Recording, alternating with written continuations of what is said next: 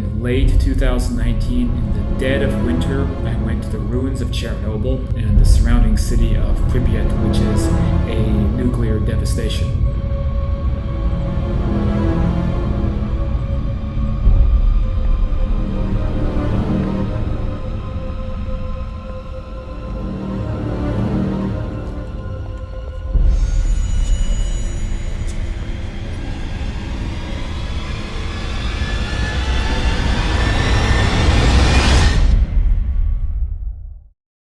And I learned a lot of very fascinating things, including some, I would say, dark secrets about how the Chernobyl devastation is still being managed today. So I'll be talking about that in this video a little bit towards the end. But otherwise, enjoy the tour of the ruins of a modern-day nuclear devastation. And by the way, if you like what you're watching, don't forget to hit that subscribe button before you leave. Say the numbers. So what's numbers 90. you see? Mine's up to 20. 21. Oh, 7. I guess going down again. 22. No. By this. Yeah. I'm on 26. 26? Yeah. 30, 33, 40.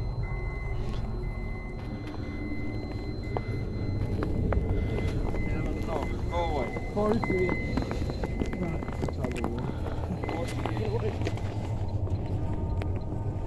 Come closer. The funny thing I've learned about being in Chernobyl, the ruins of Chernobyl and Pripyat, is you know how sometimes life gives you lemons and you have to make lemonade?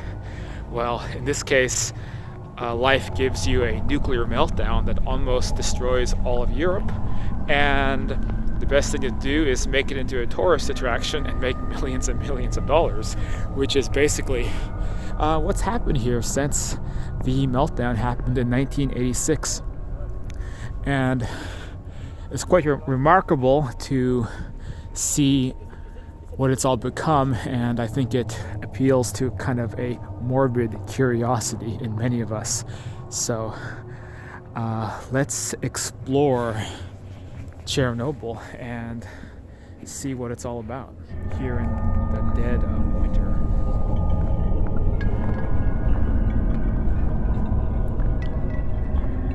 So everything was a bit frozen in time, and so this actually, this amusement park was never opened. The disaster happened in, I think it was March 1986, or April 1986. So just before this place was scheduled to open to the public. But Pripyat was a very affluent city.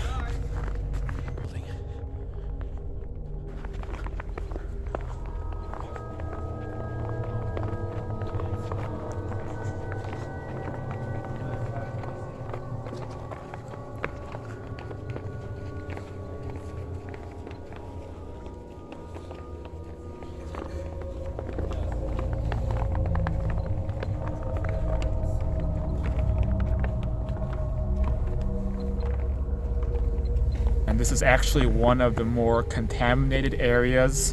They told us not to go on the left side of the old Ferris wheel and not to pick anything up, not to touch anything. So it's pretty radioactive here. So there's a lot of really interesting things about coming here to this, basically this nuclear wasteland.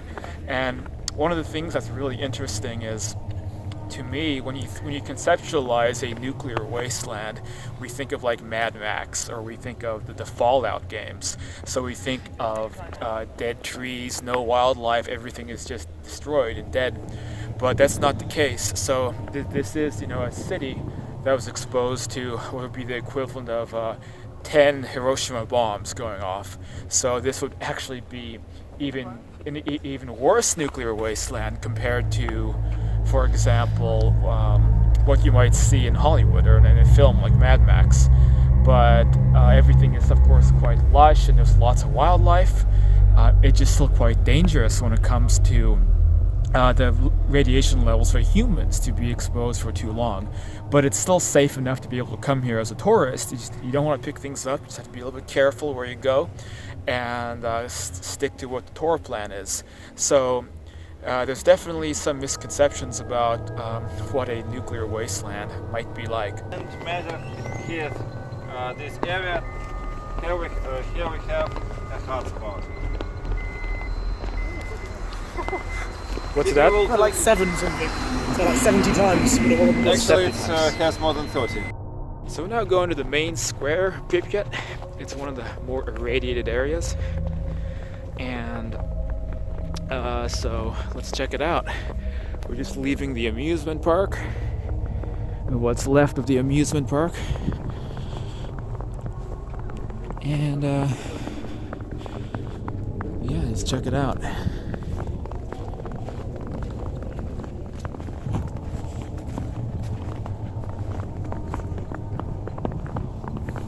Behind me is the Chernobyl restaurant, in case you want a bite to eat. Right next to Chernobyl Hotel. Hotel Policja, something like that. What's the name of the hotel? It's Hotel Policja. Policja. There you go, a beautiful Hotel Policja for your stay here in Chernobyl. This was once the most popular cafe in Pripyat, and now, of course, it is a wasteland.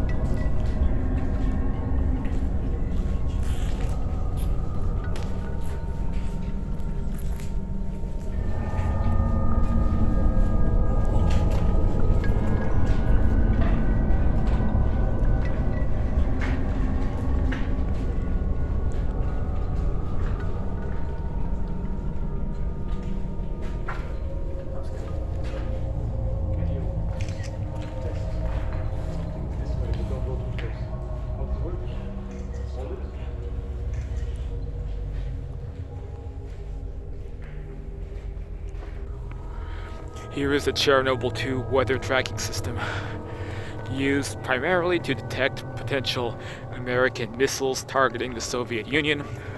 Abandoned in 1987 when it was deemed too unsafe from the radiation. Cool looking old barrels of chemicals. So what we learned about Chernobyl 2 is that much of the metal, at least all the metal that doesn't look rusty, that's made out of titanium, right?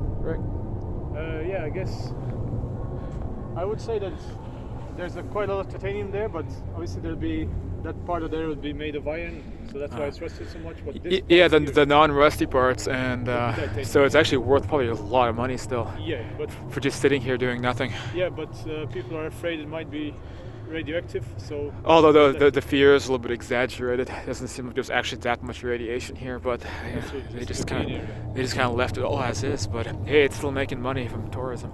Absolutely. These are some Soviet apartments, abandoned, of course, here at Chernobyl 2. So let's take a look around. Of course, it's quite dark. Let's see if we can go up these stairs.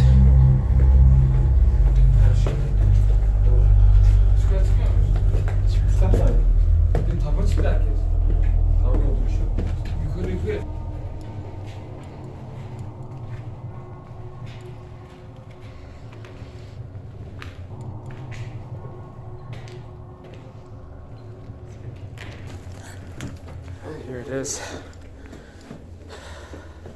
The abandoned piano room. Wow, it still works.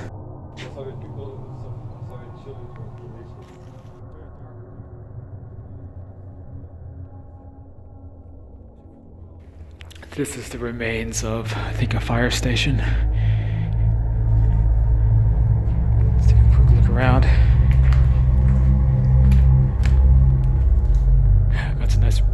propaganda there on the wall. Very interesting place.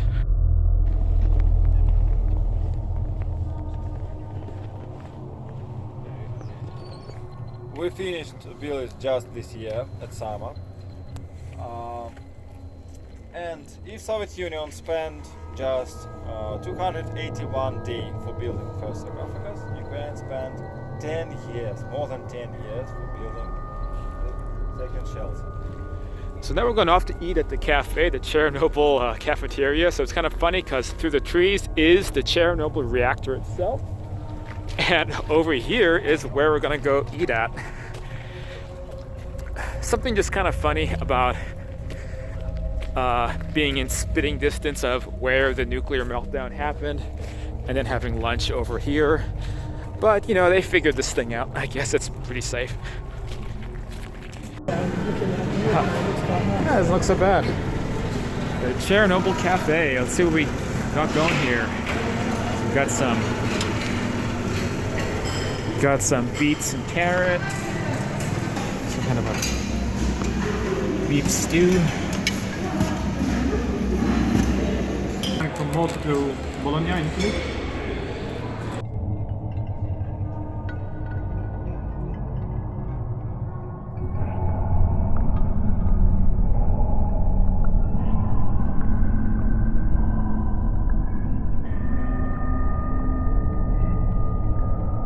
Hey everybody, I hope you enjoyed the video, and now I want to talk about the dark secret that I mentioned at the beginning and some really just kind of alarming, disturbing facts I learned about how Chernobyl is maintained even in the present day. So when we went to the reactor, as you can see, it's surrounded by this giant granite sarcophagus. I was surprised to see so many people still walking around wearing radioactivity protectant clothing and gear, and our guide explained that there's many jobs still taking place at the site. Now, this includes the decommissioning of the old reactors. Interesting fact, Chernobyl didn't even shut down after the event happened. The other reactors were still online for 14 years until the year 2000 and are still being decommissioned today. So just because the disaster happened, they felt like that wasn't reason enough to shut the other reactors that were still functional down. They could still produce electricity for Ukraine, right? But besides that, there are scientific purposes. There's a lot of reasons to monitor the radiation levels, and also especially monitoring what's going on inside of the sarcophagus itself. Now, the people who come to work at the Chernobyl site, they have to follow obviously strict protocol about radiation exposure. While it's fine for a tour group to come for a few hours and tour the area, these are people actually living on site, and you're not supposed to be there and past a certain amount of time. So maybe a month, and then you leave, come back again a month later. So you can only be exposed to so much radiation per year. That's still considered without having a very harmful effect on you. Now, what was really disturbing to me was when our guide told us about how the inside of the sarcophagus still requires maintenance, and that somebody has to go inside to basically where the elephant foot is. It's where the reactor melted down. And I don't think precisely on top of it, but like they have to go inside of the giant granite sarcophagus and go up to basically right where it happened. And again, this is for maintenance purposes. They have to monitor what's going on inside there, monitor the radiation levels, scientific purposes. There's various reasons why they have to go back into the sarcophagus. Now, the level of radiation inside is still so high that when you go in, you only have 5 minutes to get the whole job done. So you have 5 minutes to go in, hit a few switches, punch a few buttons, take down some notes, and you're being timed. So you have 1 minute, 2 minutes, 3 minutes. You got to run around, perform the job as quickly as you can, and then get the hell out of there. Because if you spend more than 5 minutes, then you will be exposed to a dangerous level of radiation. And then after you perform the job, you've actually absorbed enough radiation that based upon those health requirements, you're not supposed to expose yourself to any more radiation for something like 7 or 8 years. I'm not sure you're even supposed to work on the site. It's like, okay, radiation exposure is finished. You know, don't go near Chernobyl again, because if you do, now you're getting into dangerous levels of exposure.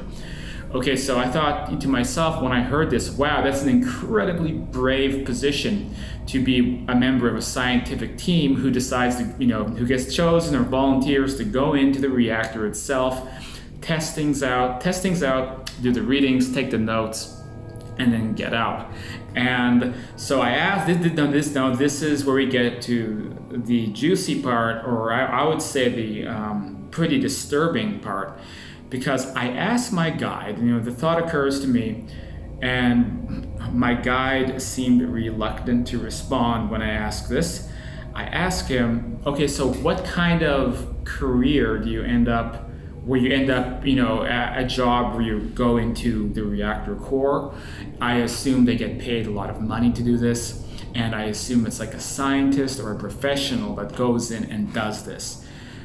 So a bit sheepishly, my guide responded, no, that the people who work on the site and have to do these really dangerous jobs are basically, according to this person, I'm not going to say this definitively, but according to this one source, the people who come into the Chernobyl site and do that type of work are basically just random people. So people who need money, people off from the countryside, people who actually don't have an education.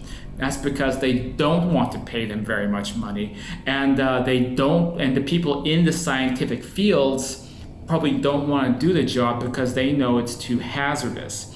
So the Ukrainian government, in order to maintain the Chernobyl reactor site, the core, as well as the areas around it, they pretty much just recruit. I'm sorry to have to, use this, to use this if it sounds like I'm speaking negatively, but people who are dumb enough to not know the hazards, not know the risks of going into the Chernobyl site and performing this kind of work. So they pick people out of small towns, local people, and especially the young men who are hard up and need money.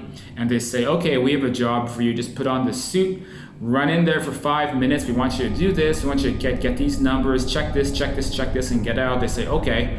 And as far as I know, they don't even get paid that much money to do it. Look, guys, I loved Kiev, I love Ukraine. I was in Kiev studying for 3 months, as you know if you've watched other videos on this channel when I was doing walk-arounds. I love Ukraine, but it's this kind of corruption that really makes me think twice about Ukraine as any kind of place as an expat I want to spend that much time in. As lovely as Kiev is, and I'm sure like Odessa and Lviv are also beautiful cities. They're some of my favorite places in Europe, but there is this dark side to Ukraine where that kind of stuff goes on, and it's really I don't know. It kind of just makes me angry because that these people are being exploited, and we don't know. I mean, this is even just what I'm being officially told. I don't personally I don't know how well these safety protocols are being followed. How much radiation these basically blue collar workers are really being exposed to, and I just think it's just another example of the rampant corruption in that country. So I don't know. I think it deserves an investigation. Somebody should look into this. So basically, that's it. Again, it's kind of like hearsay. It's what one person told me. I saw evidence of this, with my own 2 eyes.